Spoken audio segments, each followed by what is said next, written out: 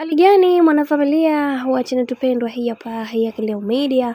Kama ndo mara yako ya kwanza, basi nikusii usisahau kusubscribe, kulike, kushare pamoja na kucomment, kwani ukifanya hivyo utakuwa umejiweka katika nafasi nzuri ya wewe kuweza kufurahi na kuenjoy pia. Bwana mkubwa Diamond Platnumz awakataa watoto wake wote ambao alioweza kuzaa na bibie Zari, na akidai kwamba watoto hao kadri siku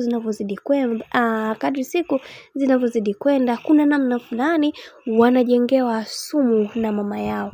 Sasa kwa upande wake yeye alichoweza kukiona ni ameweza kufanya maamuzi magumu ambayo watu wengi wameweza kushangazwa na hiki ambacho kinachoendelea, na wakasema kwamba kwa haya maamuzi ambayo aliweza kuyafanya kaka yetu, kikweli hatupaswa kuweza kutambua ni kwa nini ameamua kuweza kufanya maamuzi kama haya.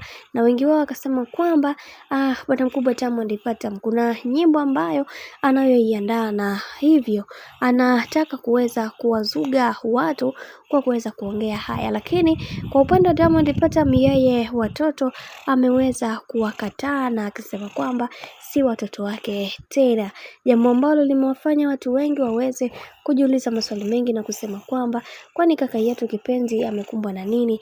Mbona kila kitu kwake ni kibaya?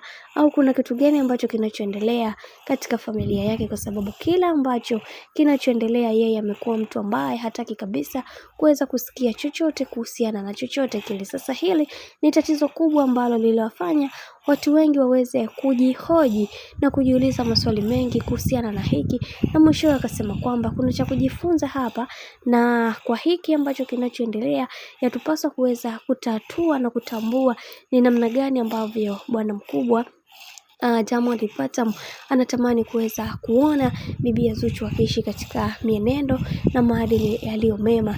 Hii yote ikawa sababu kubwa ni bibi Zuchu kuweza kufunguka haya yote, na tumeweza kuona baadhi ya watu wengine wakasema kwamba dada yetu Zuchu anatumia nguvu kubwa kuweza kuhakikisha mama mkwe pamoja na Diamond Platnumz wanamkubali. Sasa kwa hiki ambacho alichoweza kukifanya kaka yetu Diamond Platnumz kimewaliza watu wengi, na wengi wao wakasema kwamba kuna cha kujifunza kwenye hili, lakini tuendelee kumwombea Diamond Platnumz, huenda akafanya maamuzi mengine ya busara kwenye hili ambalo linaloendelea kwa kipindi hiki. Tuendelee kumwomba Mungu aweze kusimama naye, kwa sababu kuna vitu vingi ambavyo vinavyoendelea kwa kipindi hiki, yatupaswa kuweza kufunguka na kuchukua hatua kubwa katika hili. Bwana, mambo ni mengi.